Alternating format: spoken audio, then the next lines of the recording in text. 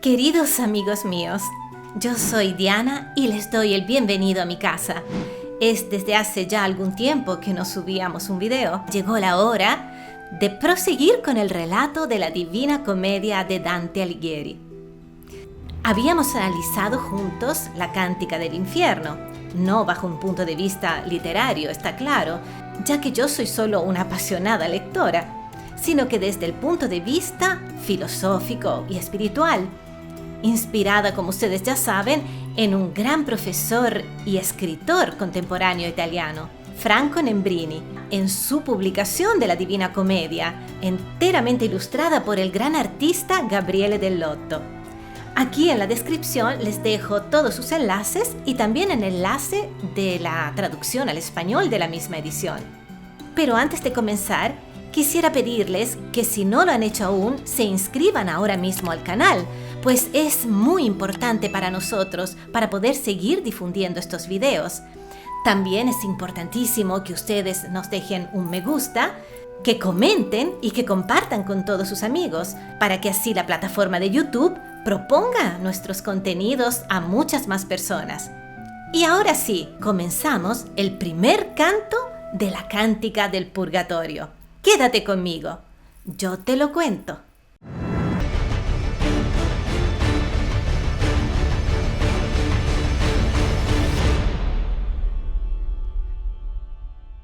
Recordemos cómo está conformado el purgatorio. Lo habíamos ya dicho en otros videos. Es una montaña que surge en el hemisferio austral del planeta en forma especular a la vorágine del infierno y está dividida en 3 zonas fundamentales. La primera es el antipurgatorio, donde se purifican las almas de los negligentes, que son aquellos que dejaron su conversión para el último minuto. Digamos que no practicaron la virtud con mucho fervor, o lo hicieron más o menos sin mucho entusiasmo. Luego está el purgatorio en cuanto tal, dividido en 7 escalones o cornisas, cada una de las cuales correspondiente a uno de los 7 vicios capitales. Recordemos cuáles son: la soberbia, la avaricia, la lujuria, la ira, la gula, la envidia y la pereza. En la entrada de cada escalón está de guardia un ángel, que a medida que Dante vaya avanzando en su camino de purificación, de conversión, el ángel del escalón correspondiente le irá borrando a Dante una de las 7 P de pecado, que habían sido impresas en su frente al inicio del camino. Y finalmente, en la cumbre de la montaña, encontramos el Edén, el paraíso terrestre, un día habitado por Adán y Eva, y que a causa de su traición a su naturaleza, a su natura, es decir, a la verdadera finalidad de su existencia, finalidad que los constituía, en la desobediencia a Dios, degradaron ese deseo más alto y perdieron su condición de pureza. El Edén dantesco está ahora deshabitado, y será para Dante el lugar del gran encuentro por el cual él está haciendo todo este enorme viaje, esta gran fatiga, su reencuentro con su amada Beatriz, como si quisiera volver a iniciar un ciclo roto al inicio de la creación, proponiéndose en un cierto modo como la nueva pareja predilecta de Dios. Y salimos a ver las estrellas. Dante y Virgilio finalmente salieron del infierno. Nosotros los acompañamos en el tenebroso viaje, donde Dante pudo darse cuenta de todo el mal existente en el mundo, de todo el mal de que él mismo podía ser capaz. Y también nosotros, todos los seres humanos, cuando distorsionamos nuestro deseo innato, ese motor que nos impulsa al movimiento, ¿recuerdan? Cuando lo reducimos a deseos menores, que nos reducen la visión misma de nuestro deseo y nos dejan clavado en un pequeño punto, traicionándonos a nosotros mismos y destruyendo toda posibilidad de relación con los demás. Dante vuelve a ver las estrellas y sin embargo dedica todo el primer canto a prepararse y a prepararnos también a nosotros para que lo acompañemos en este camino expiatorio de conversión y estar así listo para poder enfrentar este nuevo desafío que requiere un adecuado estado espiritual. Para mejor comprender de qué se trata el purgatorio, tengamos presentes 3 palabras que lo constituyen. La primera es deseo, que ya la vimos en los cantos anteriores, ese impulso que nos lleva a querer alcanzar las estrellas y lo infinito, lo eterno. La cumbre de este deseo la encontraremos en la tercera cántica, en el paraíso. La segunda palabra es misericordia. El purgatorio es la cántica de la misericordia y del perdón, y ya veremos por qué. Y la tercera palabra es paciencia, que nos dice que este tiempo que tenemos en esta vida es el que Dios nos concede para hacer este camino de conversión, de purificación, y que debemos absolutamente aprovecharlo, aunque no lo podamos lograr completamente. Quizás avanzaremos poco, pero no importa, lo importante es la intención del corazón. Eso es lo que a Dios le interesa. No lograremos nunca la perfección en esta tierra, eso está claro. Dante sí sale del infierno a través del túnel de la natural Burella, pero incrustado de esa suciedad, de ese hollín, de esa negrura que le dejaron encima sus pecados y que le cambiaron incluso las facciones del rostro. Ni él mismo se reconocería en el espejo, y por lo que su originaria inocencia quedó deturpada, deformada. Pero de pronto todo cambia, el aire es otro, es puro, está la brisa marina, el nuevo amanecer. ¿Recuerdan cuando les expliqué la conformación del infierno, que es esta vorágine cónica donde en su superficie estaba posicionado el Monte Calvario del Viernes Santo? Pues Dante inicia su camino de descenso al infierno el día de la crucifixión de Cristo. Hoy, en cambio, comienza su camino de purificación hacia el Edén el día de resurrección. Son, de hecho, las 3 o 4 de la mañana del día de resurrección, y él describe lo que ve en el cielo aún estrellado. Para surcar mejores aguas, iza las velas ahora la navecilla de mi ingenio, que deja atrás mar tan cruel, y cantaré de aquel segundo reino, donde se purifica el espíritu humano, para hacerse digno de subir al cielo. Resurja pues aquí la muerta poesía. Dante deja atrás ese mar oscuro del infierno, cantando de alegría. Si en el infierno se oían solo llantos, gritos y lamentos, aquí se oyen cantos, se oye música y alabanzas continuas.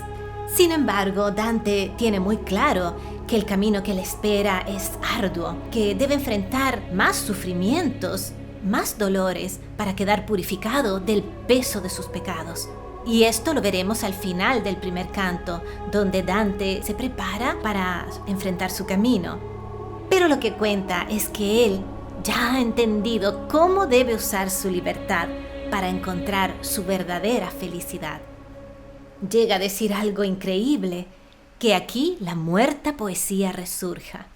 De hecho, Dante aquí nos habla de la palabra, del verbo, de la importancia de la palabra. Si bien él lo hace en cuanto a su instrumento de comunicación, que es la poesía, a la palabra, el verbo, el logos, tema que ya hemos enfrentado en otros capítulos del infierno, pero que siempre es actualísimo.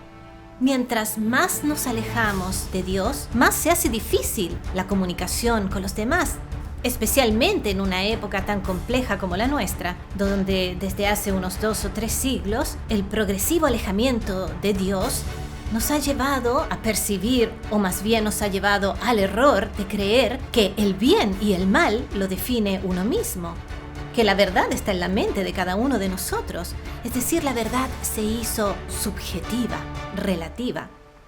Y surge así un fenómeno paradójico.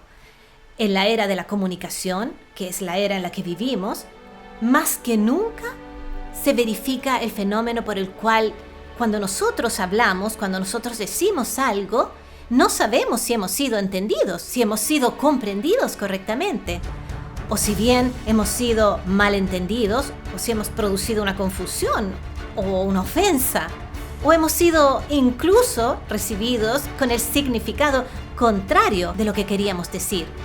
Es en un cierto sentido el infierno, en un cierto modo lo es. Por eso Dante aquí dice, «E qui la morta poesia risurga».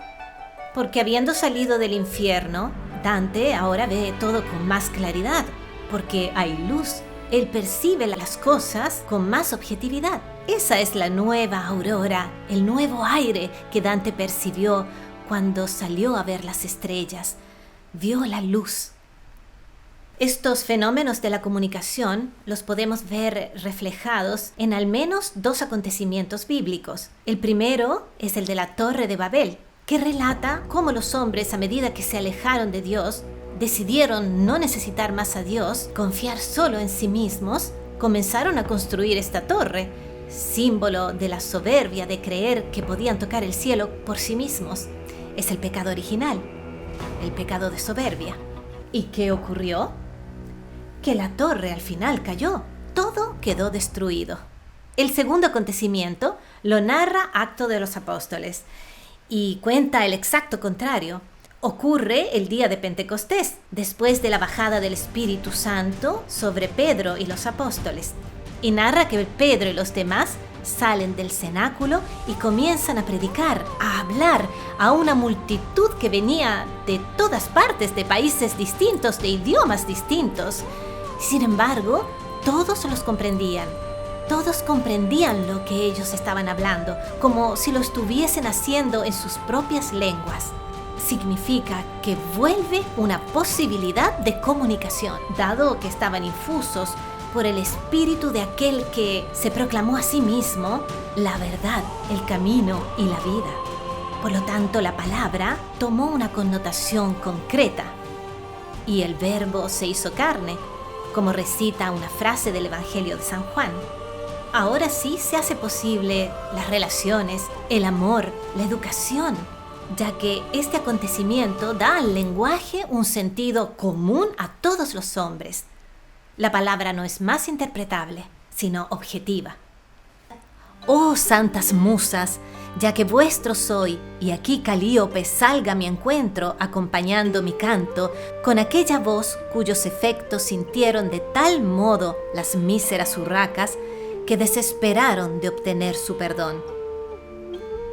En estos últimos versos, Dante narra un mito que introduce el tema decisivo de esta cántica, el perdón. Cuentan los versos que las hijas del rey Piero de Macedonia desafían a un canto a la musa Calíope, siendo vencidas por ella. Por lo que los dioses condenan a estas arrogantes muchachas, transformándolas en urracas, como castigo y venganza de los dioses. Sabemos que toda la antigüedad está plasmada por la tragedia, por la que los seres humanos sucumben inevitablemente a las divinidades. Solo posteriormente el concepto de perdón será introducido en la historia por Jesús. Y Dante nos pone en evidencia esto también. Pero debemos entender que el perdón, así como la misericordia y el amor, son la naturaleza misma de Dios, son su natura, lo constituyen. Por lo que el perdón no es una concesión especial que nos hace Dios, sino que es una dimensión y somos nosotros mismos los que debemos abrirnos a su amor. Ser perdonados coincide con ser amados, tal como una madre que perdona siempre a su hijo, por amor siempre lo perdona, y el niño que sabe que es perdonado es feliz y será a su vez capaz de perdonar y de amar. Es la base de la educación emocional. Luego habrá siempre algo que mejorar, que superar, que crecer, en fin, que corregir, como en cualquier otra relación humana. El punto es que es el perdón el que precede al amor. Entre un hombre y una mujer o en la amistad, primero puede haber una gran afinidad, una pasión, cosas que la naturaleza favorece para que se puedan crear estas relaciones. Pero el amor, ese verdadero amor con la A mayúscula, lo podemos solo ir madurando en la vida a fuerza de perdón y misericordia, perdonándonos, perdonando y siendo perdonados. Solo al final descubriremos el verdadero amor. Tal como Dante, solo al final del camino descubre el verdadero amor, en el paraíso. A mayor razón, Dios, que es Padre, perdona y ama. pero debemos elegirlo. Para eso somos libres. Y no como malentendidamente se cree, para hacer lo que se nos dé la gana, pues eso más bien nos aleja del camino, nos aleja de nuestra verdadera naturaleza, de lo que nos constituye, de nuestra natura, para la cual fuimos creados, para alcanzar nuestra verdadera felicidad. Y bien, ahora que Dante puso en claro el tema del perdón, por el cual está haciendo este fatigoso viaje, él ahora nos describe lo que ve bajo el cielo estrellado. Un suave color de zafiro oriental que se difundía por el sereno aspecto del aire puro hasta el primer cielo, devolvió el placer a mis ojos en cuanto salí de la atmósfera muerta que me había entristecido los ojos y el corazón. Y fijando la vista en lo primero que ve en el cielo, dice: el bello planeta que convida al amor hacía sonreír a todo el oriente, echando un velo sobre la constelación de Piscis que iba en su escolta. Me volví a la derecha reparando en el otro polo y vi 4 estrellas nunca vistas desde los primeros humanos. Gozar parecía el cielo con sus resplandores. En fin, Dante se llena los pulmones de este aire puro, de esta aurora, de este cielo terso, color zafiro lo describe, y de esta luz que ve. Es el problema de la vida, poder ver, es siempre nuestro problema. Hacer luz frente a los hechos, abrir los ojos. Nota inmediatamente el bello planeta, Venus, asociado al amor, no solo por la mitología griega, sino que también por el cristianismo, en la figura de la Virgen María, la estrella de la mañana. Nota también la constelación de Piscis y dándose vuelta ve 4 estrellas. Muy probablemente se refiere a la Cruz del Sur y que simbolizan las 4 virtudes cardinales: prudencia, justicia, fortaleza y templanza. Y dice que visto que están en el otro hemisferio, estas estrellas habían sido vistas solo por los primeros humanos, es decir, por Adán y Eva, ya que él se imagina el hemisferio austral solo cubierto de mar y con la montaña del purgatorio en el centro. Dante, mientras admiraba el paisaje, de pronto se da vuelta y ¿qué ve? Un anciano solo junto a él, digno de tanta reverencia por su aspecto, que más no debe a su padre ningún hijo. Se veía digno de mucho respeto y autoridad. Larga y blanqueada por las canas era su barba, así como sus cabellos, que caían sobre el pecho en 2 mechones. Su rostro sabio quedaba tan iluminado por la luz de las 4 estrellas que ya les mencioné, que parecía que estaba iluminado directamente por el mismo sol. Este personaje es Catón, el guardián de la puerta del purgatorio, que en vida había sido un escritor, un militar y un político romano, y había muerto en Útica en el 46 a.C. Él se había quitado la vida, había defendido con el extremo sacrificio su libertad. De hecho, era enemigo de César y se suicidó luego de la derrota de la batalla de Tapso. Se los mencioné en el 7º canto del infierno, donde enfrentamos el jirón de los suicidas. Les dejo aquí arriba el enlace para que lo vean. Dante tuvo una enorme osadía en poner en la puerta del purgatorio, como guardián del purgatorio, a un pagano muerto antes de la revelación cristiana. Y, por si fuera poco, suicida, dado que la Iglesia Católica ha siempre considerado el suicidio un pecado mortal. De hecho, ha sido uno de los temas más debatidos de la Divina Comedia. Sin embargo, Catón era considerado un ejemplo de virtud moral en los tiempos de Dante. Él encarnaba de lleno los ideales de la filosofía estoica, fiel a los propios valores, tanto al punto de sacrificar su propia vida por ellos. Dante quiere poner en resalte el tema del perdón y de la misericordia de Dios, subrayando que al fin es solo Él, solo Dios, el que tiene la última palabra sobre el destino final de las almas. Solo Dios conoce el corazón humano y puede dar el último juicio. Y de hecho nos deja abierta la puerta de su misericordia hasta el último suspiro. Hasta el último instante de vida nosotros somos libres de pedir un sincero perdón, arrepintiéndonos de haberlo ofendido y así salvarnos. O por lo contrario, quedar petrificados en nuestra arrogancia, en nuestra soberbia y nuestro orgullo y condenarnos. A nosotros la elección. Catón se dirige a Dante y a Virgilio con su semblante de gran benévola autoridad. ¿Quiénes sois vosotros que contra la corriente del temeroso río habéis huido a la prisión eterna? Dijo, moviendo aquella venerable barba. ¿Quién os ha guiado? ¿Quién os alumbró para salir de la honda noche que mantiene siempre oscuro el valle infernal? ¿Se han quebrantado así las leyes del abismo? ¿O se ha dado en el cielo un nuevo decreto que permite a los condenados venir a mis grutas? Catón está desconcertado, pues nunca nadie había salido del infierno, excepto el día en que Cristo, uno con signo de victoria coronado, como recita el canto cuarto del limbo, luego de morir en la cruz, había bajado a salvar a las almas justas y llevarlas a ese reino que hasta entonces había sido precluido a los hombres.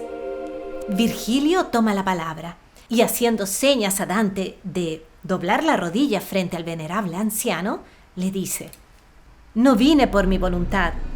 Una mujer bajó del cielo», se refiere a Beatriz, «y me rogó que con mi compañía ayudara a éste». Y le explica que Dante no está muerto, pero que por su locura estuvo a punto de estarlo. Estaba perdido en la selva oscura, pues la buena senda había perdido. Y le explica que no había otro modo de hacerlo sino que atravesando todo el infierno. Le he mostrado todos los condenados y ahora pretendo mostrarle aquellos espíritus que se purifican bajo tu custodia. Y aquí Dante recita los versos más hermosos. Or ti piaccia gradir la sua avventura, libertà va cercando che sì cara come sa chi per lei vita rifiuta. Dígnate acoger con complacencia su venida, va buscando la libertad, que es tan amada como sabe el que desprecia la vida por ella. Y alude al suicidio de Catón mismo, quien se quitó la vida en Útica para no renunciar a su preciado bien inalienable de la libertad. Y así le deja claro que ningún edicto se ha quebrantado en las leyes de los reinos ultraterrenos. Entonces Catón le dice que si es una mujer del cielo a moverlo y dirigirlo, bastaba decírselo, y le da las siguientes instrucciones. Ve pues y haz que éste se ciña un junco liso y lávale el rostro, de modo que se extinga toda suciedad, pues no conviene que con los ojos nublados se presente ante el primer ministro que pertenece al paraíso. Claro, Dante ante San Pedro debía llegar limpio de toda mancha. El junco desde siempre ha sido símbolo de la humildad por su gran flexibilidad ante el oleaje de la vida. Es una analogía con nuestra vida y sus dificultades. Y antes de desaparecer de su vista, Catón les indica el camino por donde deberán empezar a subir el monte, luego de haber cumplido estos ritos preparatorios. Regresaron así hasta el punto más bajo de la llanura, donde el sol aún no llegaba y la hierba estaba mojada del rocío matutino. Mi maestro puso suavemente ambas manos abiertas sobre la hierbecilla y yo, que me di cuenta de su propósito, tendí hacia él mis mejillas que habían bañado las lágrimas, y él hizo que quedara al descubierto aquel color que el infierno me había oscurecido. Esta es la imagen más significativa de todo el canto, pues evoca claramente el rito del bautismo. Y sus mejillas, que dice que estaban mojadas por sus lágrimas, pues claro, él lloraba amargamente por los pecados cometidos. Y queda así al descubierto su verdadero rostro, ese que lo había constituido desde su nacimiento. Y no esa máscara que cada uno de nosotros se va construyendo a lo largo de la vida. Ahora nace su verdadera vida. Él ha descubierto su verdadero yo. Para volver al Padre tendrás que nacer de nuevo, dijo Jesús a Nicodemo. Y Jesús también dijo que para entrar al reino debemos volver a ser como niños. Justamente volver a ser como niños, a aquella inocencia que nos constituyó antes del pecado original, el pecado de orgullo, padre de todos los pecados, y volver así a la inocencia, a la humildad, madre de todas las virtudes. Con esa actitud y dejándose guiar por su maestro, pues nadie puede solo, puede finalmente comenzar el viaje. Tiene la actitud y la preparación adecuada para iniciar el nuevo desafío. Dante se conoce finalmente a sí mismo. Para esto sirve la búsqueda de la verdad en la selva oscura de la vida y poder recomponer nuestras vidas, corrigiéndonos a la luz del sentido crítico y aprendiendo que todo lo que hacemos en la vida tiene consecuencias hacia el bien o hacia el mal. Lo neutro no está contemplado en este camino. Llegamos después a la desierta playa que no vio nunca navegar sobre sus aguas a hombre alguno que fuese capaz de volver. Alude aquí claramente al viaje de Ulises, que a pesar de sus buenos propósitos, no supo reconocer cuál era el camino correcto. Confió solo en sí mismo, orgullo, y no se dejó guiar por nadie. No tuvo humildad. Vean aquí el capítulo de Ulises. Allí me ciñó como el otro quería, y, oh maravilla, cuando arrancó la humilde planta, otra renació súbitamente en el sitio donde había arrancado la anterior. El canto termina con esta sugestiva imagen de Dante y Virgilio frente al mar austral del nuevo amanecer, ceñido con el junco de la humildad y listo para emprender el nuevo y esperanzoso viaje. Quivi mi cinse sì come altrui piacque, oh maraviglia, che qual egli scelse l'umile pianta, cotal si rinacque súbitamente là onde la velse. Y aquí termina el primer canto del purgatorio, esperando que mi hablar, que mi relato haya sido una eficaz comunicación con ustedes. Ahora sí podemos comenzar el camino junto a nuestros poetas. Les recuerdo, antes de despedirnos, de inscribirse al canal, de dejar un me gusta, de comentar y compartir con todos sus amigos. Es algo realmente muy importante. ¿Están listos para ver un verdadero ángel? Aquí te estaré esperando. Yo te lo cuento.